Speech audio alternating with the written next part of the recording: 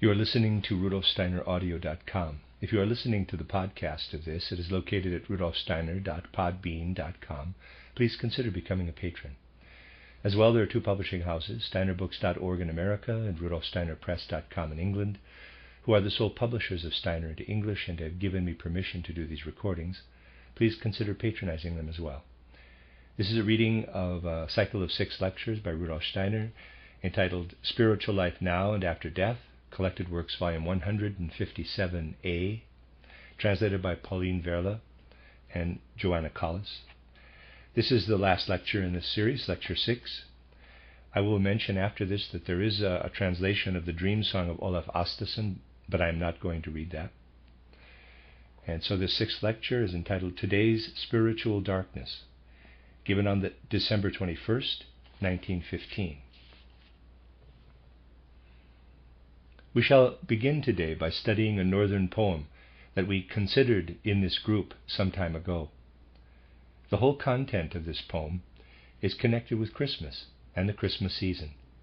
It treats the legend of Olaf Åsteson and contains the fact that this legendary person passed the 13 days between Christmas and the day of Epiphany in a very unusual way.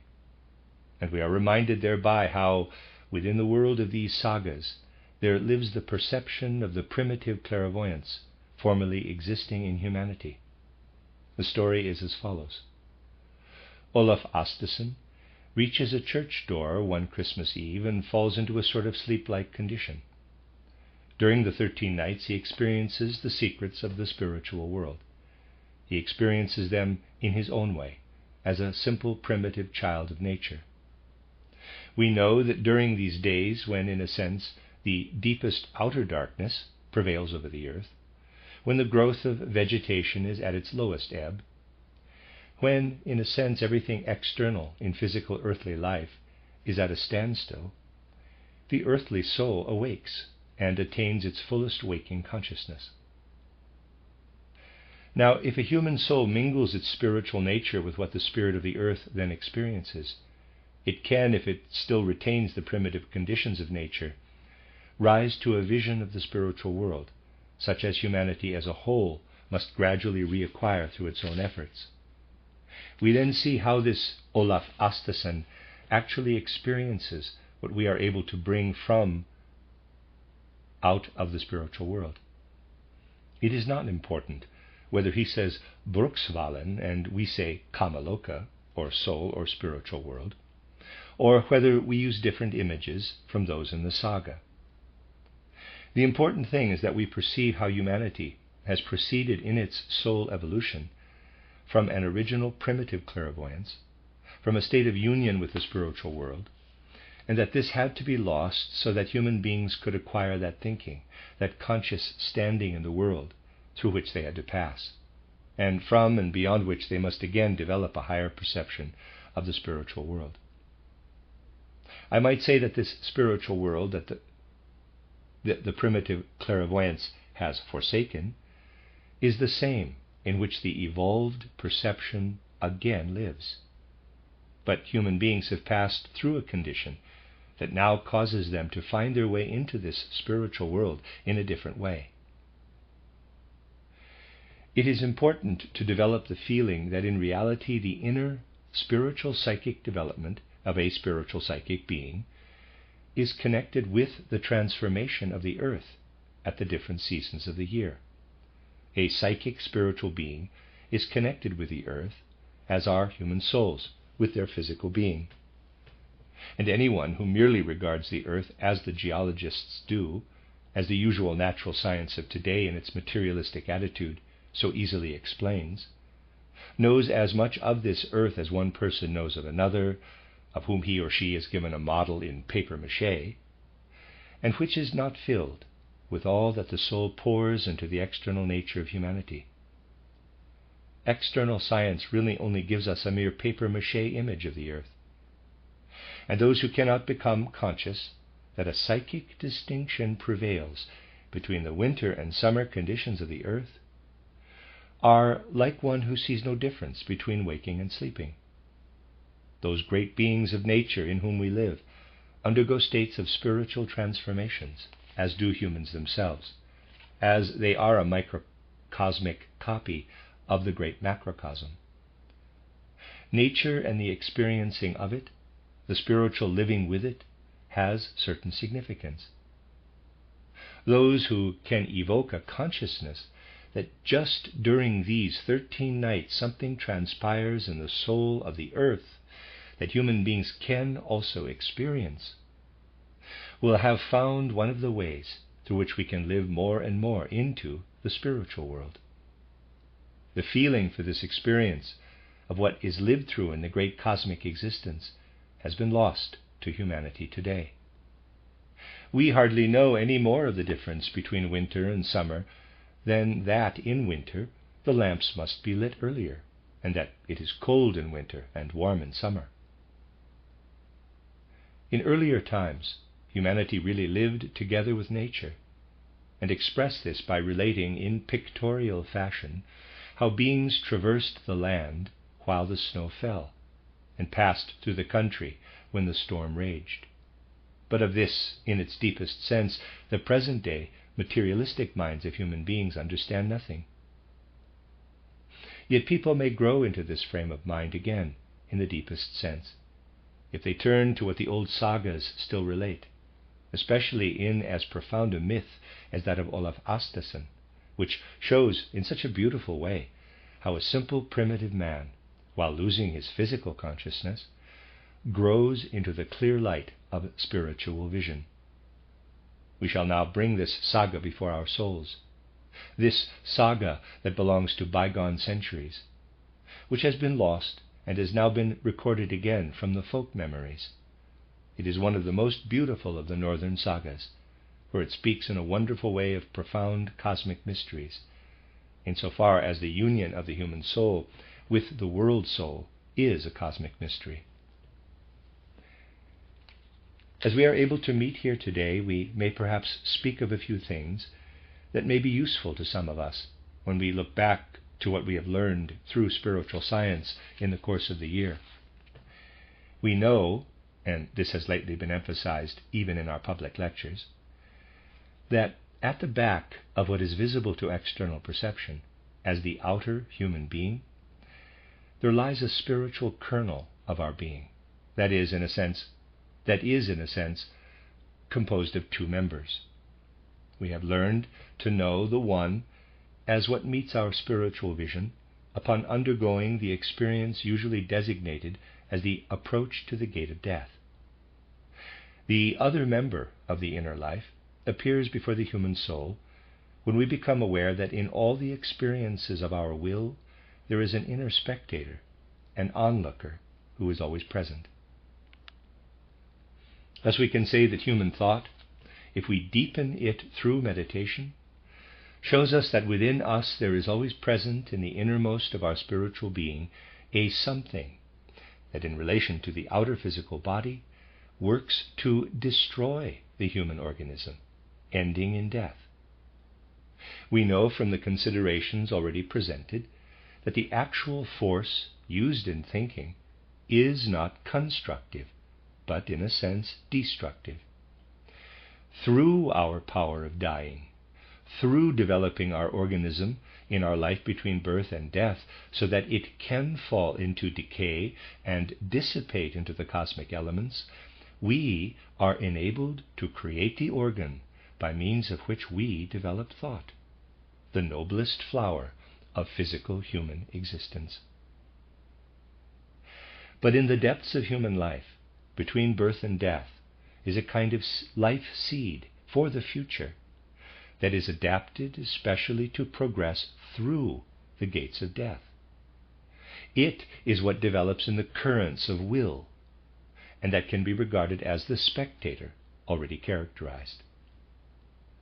It must continually be urged that what brings spiritual vision to the soul of humanity is not something that first develops through the spiritual vision itself, but something that is always present. It is always there. Only human beings in our present epoch should not see it. This may be said that one ought not to see it.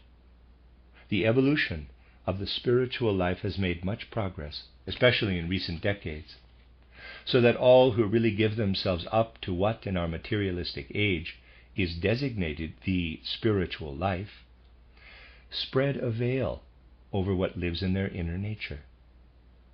In our present age, those concepts and ideas are chiefly developed that are best calculated to conceal what is present spiritually in humanity. In order to strengthen ourselves aright for our special task, we who follow spiritual science may point just at this significant season to the particularly dark side of present-day spiritual life, which must indeed exist, just as the darkness in external nature must also exist, but that we must perceive, and of the existence of which we must become aware.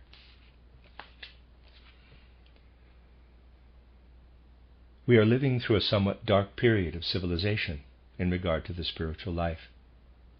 We need not constantly repeat that in no wise do we undervalue the enormous conquests of which in this epoch of darkness humankind is so proud.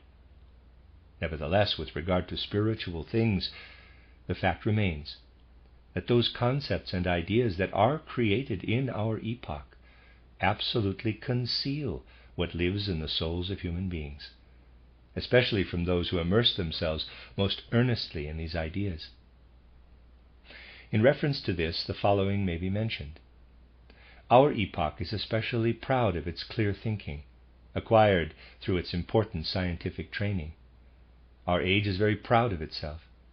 Of course, not so proud as to lead all people to want to think a great deal. No, its pride does not lead to that.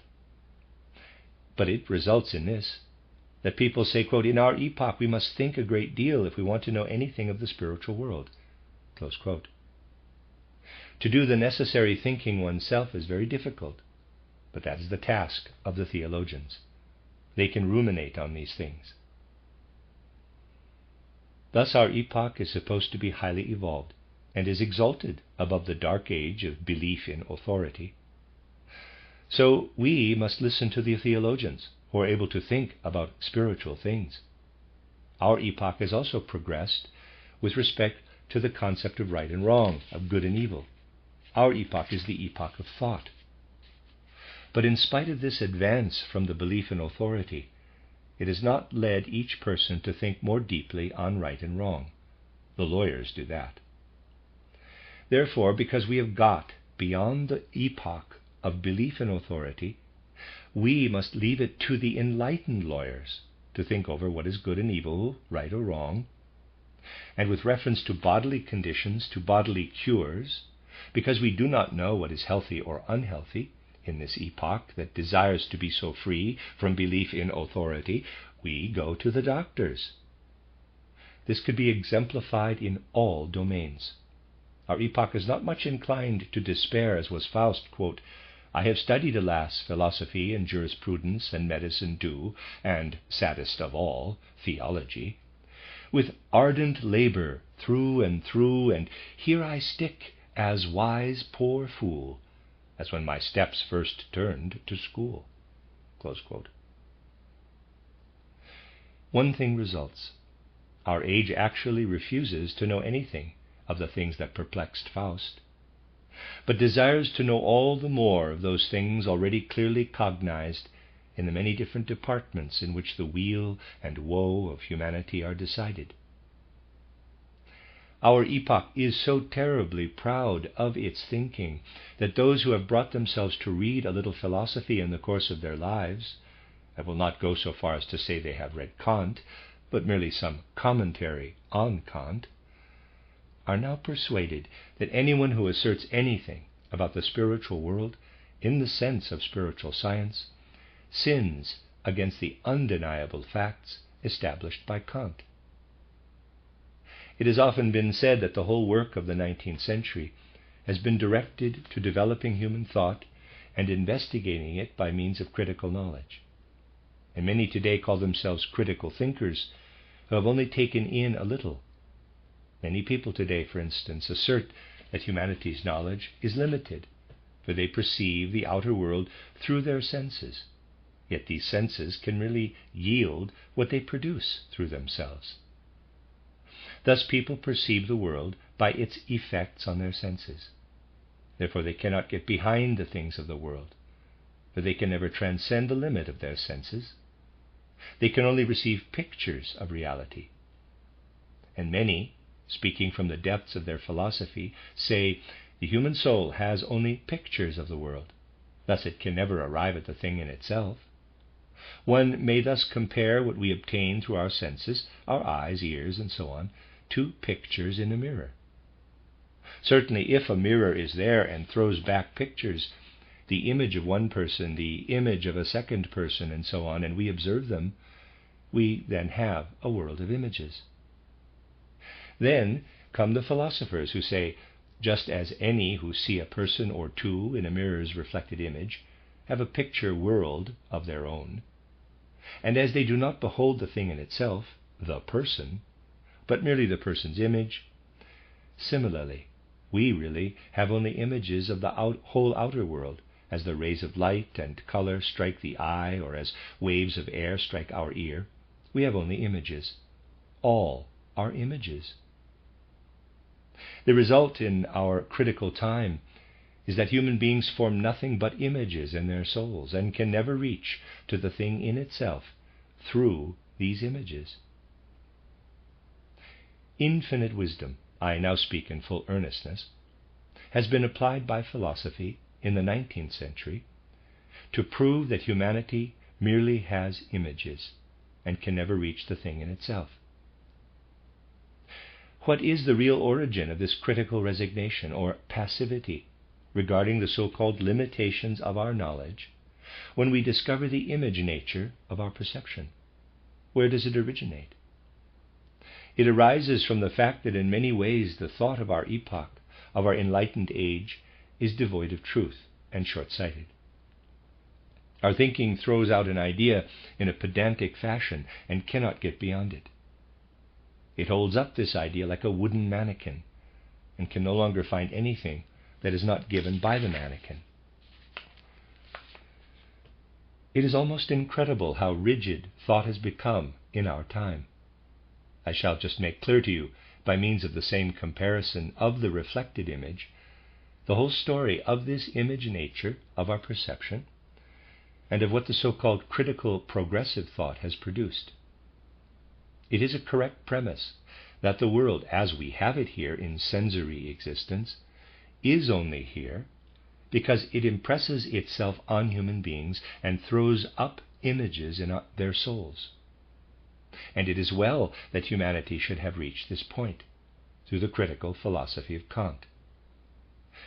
We are well able to say that our images of the outer world are such that we can compare them to images of the two people in a mirror. Thus we have a mirror and two people stand before it. We do not see them, but only their images. We have images of the world through what our souls know of the outer world. We have images that we compare with the two people whose reflected pictures we observe, but someone who had never seen people but only images would be able to philosophize, I know nothing of the people but their lifeless images. Thus conclude the critical philosophers. They remain satisfied with this conclusion. They would find themselves refuted in their own being if they could get a little further from their mannequin of thought, away from the dead into the living thought.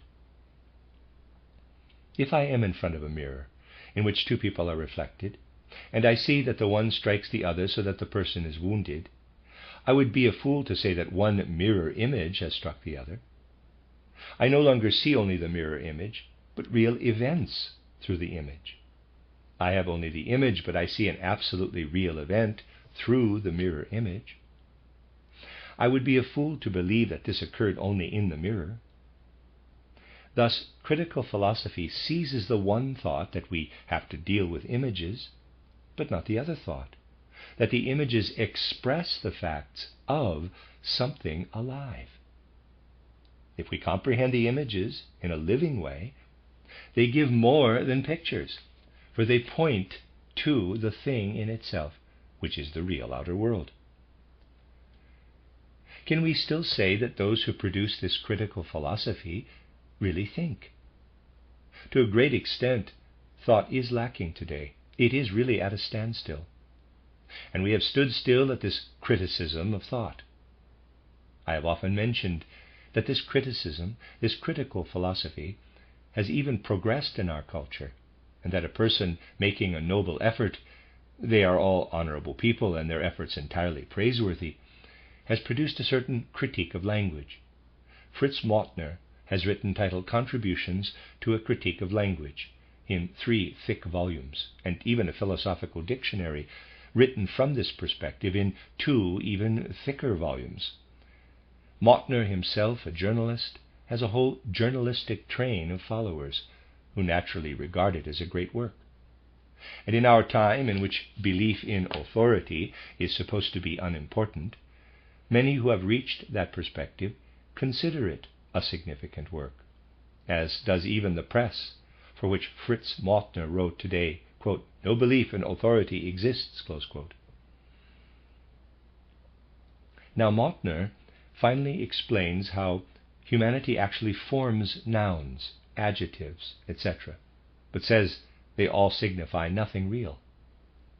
In the outer world, one does not experience what words signify. Human beings so live themselves into words that we really do not have thoughts and soul images, but merely words, words, words. People find themselves entangled in the language that gives them their vocabulary. And because they are accustomed to attaching themselves to the language, they only reach the symbol of things as given in words. Now, that is supposed to be something very significant. And if one reads these 3 volumes by Mautner, and if you have something to reproach yourself with, it is a good penance to read half of them. Then one finds that their author is profoundly convinced, indeed one cannot put it otherwise, that he is cleverer than all the clever people of his time. Of course, people who judge their own book are naturally cleverer than the others. So Fritz Mautner finally concludes that people have nothing but signs, signs, signs. Indeed, he goes even further. He goes so far as to say that people have eyes, ears, sense of touch, and so on, that is, a collection of sense organs. In addition, Mautner believes that human beings might have not only organs of sight, hearing, touch, and taste, but quite different senses. For instance, people might have another sense besides the eye, i.e. With this sense, they would perceive the world quite differently from how they do by receiving pictures through the eyes. Thus, much would exist for them that is not perceptible to the ordinary person. Now, this critical thinker feels a little mystically inclined and says that the immeasurable fullness of the world is conveyed to us only through our senses. Moreover, he calls these accidental senses, because he believes it is a cosmic accident that we should have just these very senses. If we had other senses, the world would appear differently. Thus it is best to say that we have accidental senses, thus an accidental world. Yet he says the world is immeasurable. This sounds beautiful. One of Fritz Mautner's followers wrote a pamphlet titled Skepticism and Mysticism. In it, special attention is drawn to the fact that human beings may even become mystics in the depths of their souls when they no longer believe what these accidental senses can offer. A beautiful sentence is given us on the 12th page of this book, quote, "The world pours down on us. Through the few miserable openings of our accidental senses we take in what we can grasp and fasten it to our old vocabulary, since we have nothing else to retain it with. But the world streams further. Our language also streams on further, only not in the same direction, but according to the accident of language, which is subject to no laws." Close quote. Another philosophy. What does it want to do? It says that the world is immeasurable, but that we have only a few accidental senses into which the world flows. What do we do with what flows in? What do we do according to this gentleman's doctrine of accidents? We remind ourselves of what he calls memory. We fasten that onto the words transmitted to us through our language, and the language then flows on again.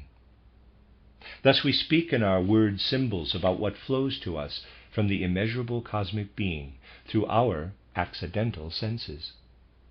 A sage thought, I repeat it in all earnestness, it is a wise thought. One must be a smart person in our age to think in this way. It can really be said of such people that not only are they honorable and praiseworthy, but they are also remarkable thinkers. But they are entangled in the thought of our age and lack the will to transcend it. I have experienced a kind of Christmas sadness, one cannot call it joy, for it has become grief, through having once more to consider certain of these matters in this connection. And I have written down a thought, formed exactly after the style of the above thinker who wrote what has just been read. I have applied exactly the same thought to another object with the following results. Quote, Goethe's genius is poured onto the paper. With the few miserable forms of its accidental letters, the paper takes up what it can, and lets itself express what it can take up with its old store of letters, since there is nothing else to express it with. But Goethe's genius streams on further. The writing on the paper also streams on further, not only in the same direction, but according to the accidents in which letters can group themselves, being subject to no laws. Close quote. It is exactly the same thought, and due regard has been given to each single word. If one maintains that, quote, the immeasurable cosmos pours down to us and we take it up with our few accidental senses as well as we are able and fix it into our vocabulary, the cosmos then streams on further, while language streams in another direction according to the accidents of the history of language, and thus human perception flows on. Close quote. Then this is exactly the same thought as if one said, quote, Goethe's genius flows through the 23 accidental letters because the paper can only receive things in that way. But Goethe's genius is never within them, for it is immeasurable. The accidental letters cannot take that up. They stream on further. What is on the paper also streams on further and groups itself according to the formations possible to the letters, the laws of which cannot be perceived. Close quote. If now these very smart gentlemen conclude from such suppositions that what comes to us in the world is merely the result of accidental senses, that we can never get to what really underlies the world in its depths, that is the same as thinking that in reality one can never reach what lived in the genius of Goethe. For they make it clear that of this genius nothing exists but the grouping of 23 accidental letters. Nothing else is there. These people have a precisely similar thought, only they are not aware of it. And there is just as much sense in saying, quote, one can never know anything at all of Goethe's genius, for you see that nothing of it can flow to you. You can have nothing but what the different grouping of 23 accidental signs can give. Close quote. There is just as much sense in this as in the discussion on the cosmos that these people bring forth concerning the possibility or impossibility of cosmic knowledge. There is just as much sense in this whole train of thought, which is not the thinking of simpletons, but the thinking of those who are really the clever people of today, but who do not wish to raise themselves above the thought of our epoch. The matter has, however, really another aspect. We must be clear that this manner of thinking, which meets us in the example in which it determines the limitations of knowledge, is our own mode of thought in the present age. It prevails and is to be found everywhere today. And whether you read this or that apparently philosophical book, intended to solve the great mysteries of the universe, or disguise them, or whether you read the newspaper, this style of thinking is everywhere prevalent. Its methods dominate the world. we drink it in today with our morning coffee. More and more daily journals appear with such opinions. And in the whole web of our social life, this same manner of thought prevails. I have attempted to expose this thinking in its philosophical development, but it could also be traced in those thoughts that one evolves in every possible relation in life, in everything people reflect upon. This thinking prevails today. And this is the cause of people's inability to evolve the will to experience in its reality what, for example, spiritual science seeks to give. Spiritual science is not incomprehensible to true thinking, but what it has to give must naturally always remain incomprehensible to those who are built after the pattern of Fritz Mautner. And the majority of people are fashioned thus today. Our contemporary science is absolutely permeated through and through with this thinking. Nothing is here implied against the significance and the great achievements of science. That is not the point. The essential question is how the soul lives in our age, in our present civilization. Our age is utterly lacking in the power of fluidic thought, unable really to follow what must be followed if these thoughts are to grasp what spiritual science has to impart. Now we can ask ourselves this, quote, how does it happen that such a book as Gustav Landauer's, titled Skepticism and Mysticism, can be written, since it simply oozes with self-satisfaction? Close quote. I might say that the readers themselves beam with its whole tone of self-satisfaction, as they do when reading Mautner's titled Criticism of Language, or the article in the titled Philosophical Dictionary. How is this? One does not learn how this comes about by following the thinking. I can imagine very clever people reading such a book and saying that this is a very smart person. They would be right, for Mautner is indeed smart. That, however, is not the point. Cleverness expresses itself by people forming with a certain logic the ideas they are able to formulate, turning them one after the other into nonsense, and reconstructing them again in some way. One may be very clever in some branch or other, and possess a really right sort of cleverness. But if one enters a life that is permeated with the consciousness of spiritual knowledge, then with each step there develops such a relation to the world that one has the feeling, quote, you must go further and further. You must perfect your ideas each day. You must develop the belief that your ideas can lead you further and further. Close quote. One has the feeling that the cleverness of people who have written such a book are of the following nature, quote, I am clever, and through my cleverness I have accomplished something definite. I will now write that in a book. What I now am I shall inscribe in a book, for I am clever on this December 21st, 1915. The book must be finished, and will reproduce my cleverness. Close quote. Those who really know never have that feeling. They have the feeling of a continual evolution, of an eternal necessity to refine one's ideas and to evolve higher.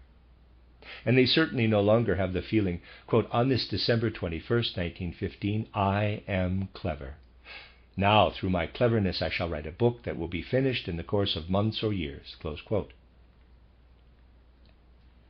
For if they have written a book, they truly do not look back to the cleverness that they had when they began to write it. But through the book they acquire the feeling, quote, how little I have really accomplished in the matter, and how necessary it is for me to evolve further what I have written. Close quote. This, quote, journeying along the path of knowledge, close quote, this constant inner labor is almost entirely unknown to our materialistic age. It believes it knows it, but in reality it knows it no longer. And the deepest reason for this can be clothed in the words, quote, these people are so excessively vain, close quote. People are tremendously vain, for as I said, such a book really oozes with vanity. It is clever, but terribly vain. The humility, the modesty that results from such a path of knowledge has been laid down, is utterly lacking to these people. It must be utterly lacking when people unconditionally ascribe cleverness to themselves on this December 21st, 1915. Humility must be lacking. Now you will say, quote, these people must be stupid if they regard themselves as clever, close quote. But they do not consider themselves stupid with the surface consciousness, but with the subconscious. They never learn to distinguish between the truth that lives in the subconscious and what they ascribe to themselves on the surface. And thus it is the Luciferic nature that really urges people of today to desire to be clever, to attain a definite perspective of cleverness, and from this point to consider and judge everything. However, when people bear this Luciferic nature within themselves, then, while they behold the external world with Lucifer, they are led to Ahriman. They then naturally see this outer world materialistically in our epoch. Quite naturally they look at it in a materialistic way. For when people with Lucifer in their nature begin to contemplate the world, they then meet Ahriman. For these two seek each other out in human intercourse with this world. Therefore such radically vain thinking never reaches the possibility of this conviction, quote, if I use a word, I naturally use merely a symbol for what the word signifies, close quote. Lautner made the great discovery that no substantives exist. There are none. They are no reality. Of course not. We grasp certain phenomena, think of them rightly for a moment, and call them substantives. Certainly substantives are not reality. Neither are adjectives. That is quite understood. That is all true. But now if I join a substantive and an adjective together, if I bring speech into movement, it then expresses reality. Then what the image represents transcends the image. Single words are no reality in themselves. We do not, however, speak in single words, but in groups of words. And in these we have an immediate presence within the reality. 3 volumes have to be written today and a 2-volume dictionary added in order to expound all these things to people by means of thoughts of infinite cleverness, which simply overlook the fact that although single words are only symbols, the connecting of several into groups is nevertheless not merely symbolical, but forms part of the reality. Infinite wisdom, infinite cleverness is today used to prove the greatest errors. Now, finally, that such errors should be manifest in a criticism of speech, or even in a criticism of thought, is not in itself so bad. But the same kind of thought expressed in these errors, in these very intelligent and clever mistakes, live in the whole thought of our present-day humanity. If we do but grasp the task that is comprised in our spiritual movement, it really forms part of it that we should become conscious of the necessity for those who wish to be spiritual scientists to look at their era in the right way and really place themselves in the right attitude to it. So that really I might say that the practical side of our spiritually scientific movement demands that we seek to transcend the thinking that answers to the preceding description, and that we do not follow along such lines of thought, but try to change them. We will immediately approach an understanding of spiritual science with the simplicity of children, if we only remove the hindrances that have entered the spiritual life of the civilization of our present time through stiffened and petrified forms of thought. Everywhere we should lay aside in our own souls the belief in authority that today appears under the mask of freedom. This should form part of the practical life of our spiritual science. And it will become increasingly necessary that there should be at least a few who truly see the facts as they are and as they have been described today. And not just see them, but also take them in real earnestness all through life. This is the essential. We need not display this externally, but much can be done if only a small number of individuals will organize their lives, in whatever position they may occupy, in accordance with these explanations. We can see in one definite respect how absolutely our age demands that we should again make our thinking alive. Let us briefly place before our souls something that we have often considered. In the beginning of our era, that being whom we have frequently characterized, the Christ being, took on the life of a human being and united himself with the earth's aura. Through this, there was given to the earth, for the first time, the right purpose for its further evolution, after it had been lost through the Luciferic temptation. The event of Golgotha took place. The evangelists, who were seers, though for the most part seers in the old style, have described this event. Paul also described this mystery of Golgotha. Paul saw the Christ spiritually through the event of Damascus. His clairvoyance was different from that of the evangelists. As a result of these descriptions, a number of people united their souls with the Christ event. Through this connection of single individuals with the Christ event, Christianity was spread abroad. At first it lived underground, so that in reality the following picture may continually appear in our souls.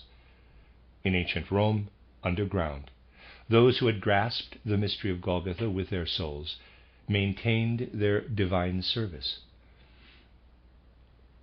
Above, the civilization and culture of the age, then at its summit, carried on. Several centuries past, what was formerly carried on below in the catacombs, concealed and despised, now fills the world. And the civilization of that time, the old Roman intellectual culture, has disappeared. Christianity is spread abroad. But now the time has come when people have begun to think, when they have become clever and free from authority. Thinkers have appeared who have examined the evangelists, honorable and clever thinkers. They are all worthy of honor. They have concluded that there is no historical testimony in the Gospels. They have studied them for decades with earnest and critical labor. And they have come to the conclusion that there is no actual historical testimony in the Gospels, that Christ Jesus never lived at all. Nothing is to be said against this critical labor. It is industrious. Whoever knows it knows of its industry and of its cleverness. There is no reason to despise lightly this critical wisdom. But what does it imply? What is at the bottom of it all? This: that humanity does not in the least see the point of importance. Christ Jesus did not intend to make things so easy for people that subsequent historians should arise and comfortably verify his existence on the earth as simply and easily as the existence of Frederick the Great may be verified. Christ did not wish to make things as easy as that for people, nor even would it have been right for him to do so. As true as is the fact that this critical labor on the Gospels is clever and industrious, so it is also true that the existence of Christ may never be proved in that way, for that would be materialistic proof. In everything that people can prove in external fashion, Ahriman plays a part. But Ahriman may never meddle with the proof as to Christ. Therefore, there exists no historical proof. Humanity will have to recognize this. Although Christ lived on the earth, yet he must be found through inner recognition, not through historical documents. The Christ event must come to humanity in a spiritual manner, and therefore no materialistic investigations of truth, nothing materialistic, may intervene in this. The most important event of the earthly evolution can never be proved in a materialistic manner.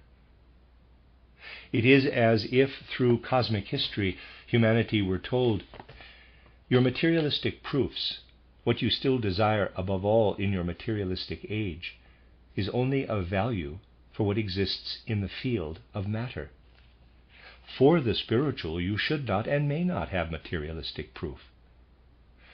Thus, those may even be right who destroy the old historical documents. Just in reference to the Christ event, it must be understood that in our epoch, that one can only come to the Christ in a spiritual way. He will never truly be found by external methods. We may be told that Christ exists, but to find him really is only possible in a spiritual manner. It is important to consider that in the Christ event, we have an occurrence concerning which all who will not admit spiritual knowledge must live in error. It is extraordinary that certain people go wild when one utters what I have just said, that the Christ can be known by spiritual means. Thus, what is historical can be recognized spiritually. Certain people affirm that it is really not possible. No matter who says it, it cannot be true. I have repeatedly drawn your attention to this fact. Now, our worthy anthroposophic members still let many things leak out here and there in unsuitable places, because they do not always retain this in their hearts, nor give forth in the right way what they have in their hearts. For instance, a person was told this reached him in a special form. This is certainly a personal remark, but perhaps I may make it this once.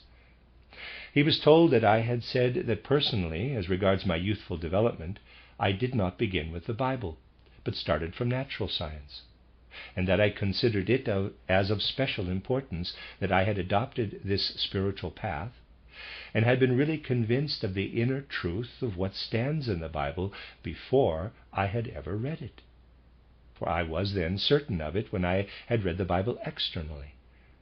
That I had thus proved in myself that the contents of the Bible can be found in a spiritual manner, before finding it subsequently in an external manner.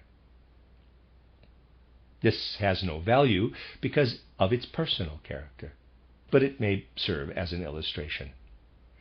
Now, that came in an unseemly way to a man who could not understand that anything of the sort is possible, for he is, pardon the word, a theologian.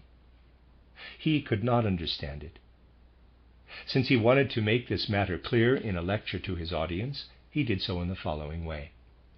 He read in a book that I once assisted at Mass. These assistants are boys who give external help at the Mass. Then he said to himself, quote, "Whoever assisted at Mass cannot possibly have been ignorant of the Bible. He overlooks the fact that he learned to know the Bible there. Later on, these things come back to him from his Bible knowledge." Close quote. Yes, but there is indeed a plan in all this. In the first place, the whole story is untrue, but people today do not object to quoting a fact that is untrue. In the second place, the assistants at Mass never learn the Bible, but the Mass book, which has nothing to do with the Bible. But the essential is to attend to this. The man could not conceive that a spiritual relation exists. He could only imagine that one comes through the letters of the alphabet to the spiritual hanging on to them. It is very important for us to know these things and to have practical knowledge of them. For our spiritual movement will never be able to thrive until we really, not merely externally, but in the very depths of our soul, find the courage to enter into everything connected with the whole meaning and significance of our conception of the world. And with reference to this uniting oneself with the spiritual world, a critical situation has really arisen just in our time.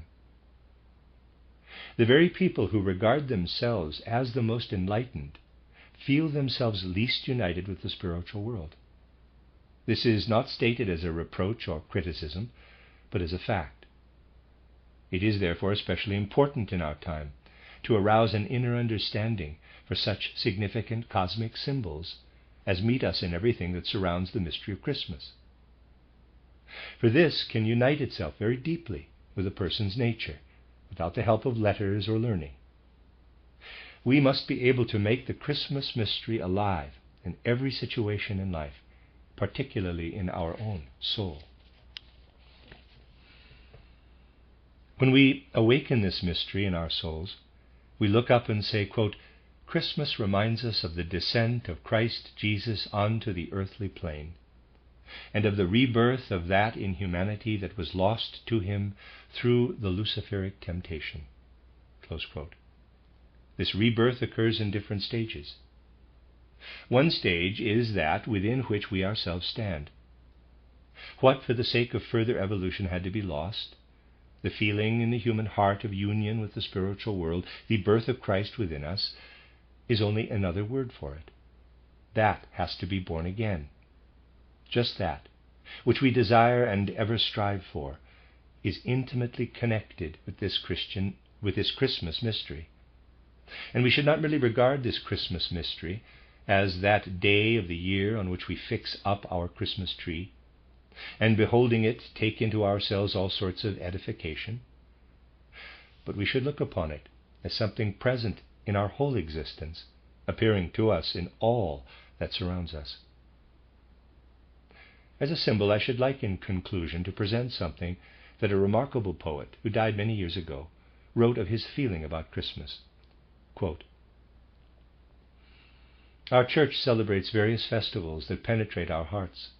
One can hardly conceive anything one can love more than Pentecost, or is more earnest and holy than Easter. The sadness and melancholy of Passion Week and the solemnity of that Sunday accompany us through life. The church celebrates one of the most beautiful festivals, the festival of Christmas, almost in midwinter, during the longest nights and shortest days, when the sun shines obliquely across our land and snow covers the plains. As in many countries the day before the festival of the birth of our Lord is called the Christmas Eve, with us it is called the Holy Evening. The following day is the Holy Day, and the night intervening the Sacred Eve. The Catholic Church celebrates Christmas Day, the day of the birth of the Savior, with the greatest solemnity. In most regions, the hour of midnight is sacred to the hour of the birth of the Lord, and kept with impressive nocturnal solemnity, to which the bells call one through the quiet, solemn air of the dark midwinter night, and to which the inhabitants go, with lanterns along the well-known paths, from the snow mountains and through the bare forests, hurrying through the orchards to the church. With its lighted windows dominates the wooded village with the peasants' houses." Close quote from Adalbert Stifter, Bergkristall. Steiner again. He then describes what the Christ festival is to the children, and further, how in the old and isolated village there lived a cobbler who took a wife out of the neighboring village, not out of his own. How the children of this couple learned to know Christmas as was customary there. That is, someone said to them, quote, "The Holy Christ has brought you this gift." Close quote. And when they were sufficiently tired of the presents, they were put to bed, very tired, and did not hear the midnight bells. These children had thus never yet heard the midnight bells. Now they often visited the neighboring village. As they grew up and were able to go out alone, they visited their grandmother there. The grandmother was especially fond of the children, as is often the case. Grandparents are often more devoted to the children than the parents. The grandmother liked to have the children with her, as she was too frail to go out. One Christmas Eve, which promised to be fine, the children were sent over to their grandmother. The children went over in the morning, and were to return in the afternoon to follow the custom of the country, calling at the different villages, and were then to find the Christmas tree at home in the evening. But the day turned out different from what was expected. The children were overtaken by a terrible snowstorm. They wandered over the mountains, lost their way, and in the midst of a dreadful snowstorm they reached a trackless country. What the children went through is very beautifully described, how during the night they saw a phenomenon of nature. It is desirable to read you the passage, for one cannot relate it as beautifully as it is described there. Each word is really important. They reached an ice field on a glacier. They heard behind them the crackling of the glacier in the night. You may imagine what an impression that makes on the children. The story continues. Even before their very eyes, something began to develop. As the children sat thus, a pale light blossomed in the sky, in the center, underneath the stars, and formed a delicate arch through them. It had a greenish shimmer that moved gently downward. But the arch became clearer and clearer until the stars withdrew and faded away from it. It even sent a reflection into other regions of the sky, a pale green light, which moved and coated gently among the stars. Then arose sheaves of various lights from the arch, like the spikes of a crown, and they flamed. The neighboring spaces of the heavens were flooded with light, gently scintillating and traversing long stretches of the heavens in delicate quivering. Had, quote, the storm substance, close quote, of the sky so expanded through the snowfall that it flowed out in these silent, glorious streams of light?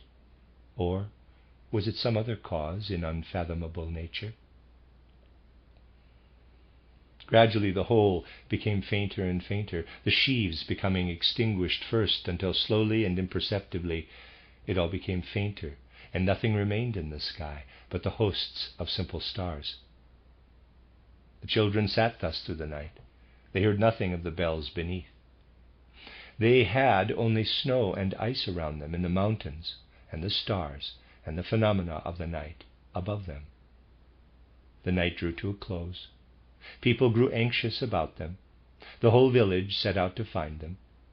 They were found and brought home.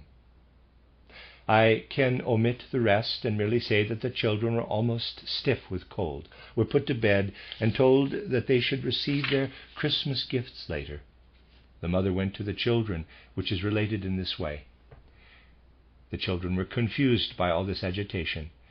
They had been given something to eat and were put to bed. Toward evening, when they recovered a little, while certain neighbors and friends gathered in the sitting room and spoke of the event, the mother went into the bedroom and sat on Sanna's bed, caressing her.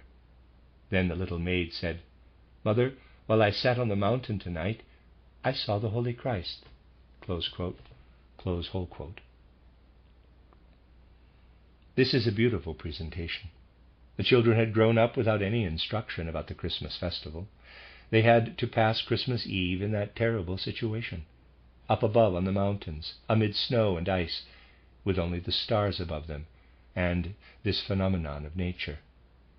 They were discovered, brought back to the house, and the little maid said, "Mother, I have seen the Holy Christ tonight. I have seen the Holy Christ. Seen him." She had seen him, so she said.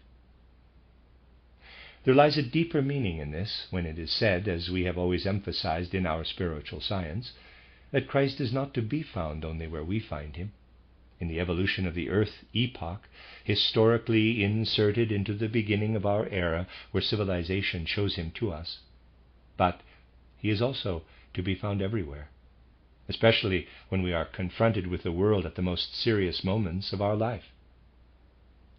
We can surely find the Christ then, and we ourselves, we spiritual disciples, as I might say, can find him if only we are sufficiently persuaded that all our efforts must be directed to the rebirth of the spiritual in the development of humankind, and that this spiritual, which must be born through a special activity of the souls and hearts of human beings, is based on the foundation of what was born into the earth's evolution through the mystery of Golgotha.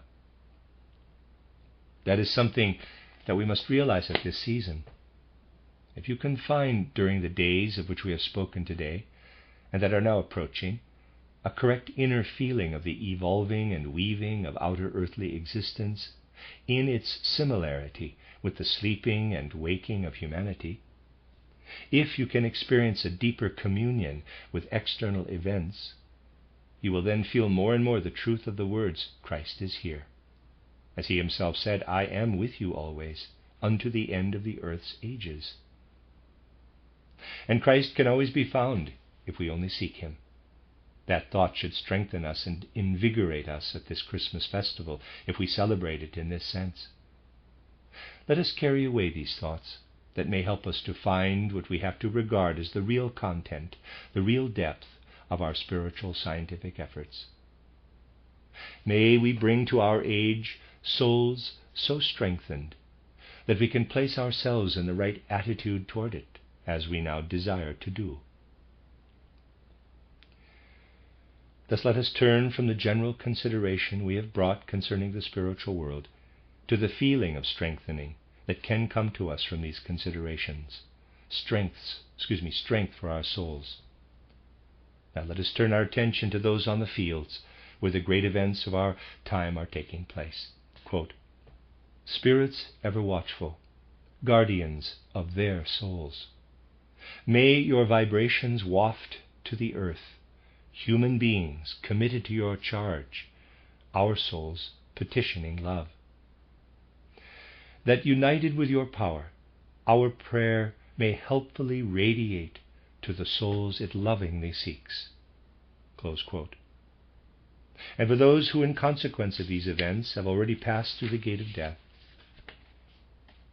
quote, "Spirits ever watchful, guardians of their souls, may your vibrations waft to those of the spheres committed to your charge, our souls petitioning love. That united with your power, our prayer may helpfully radiate to the souls it lovingly seeks." Close quote.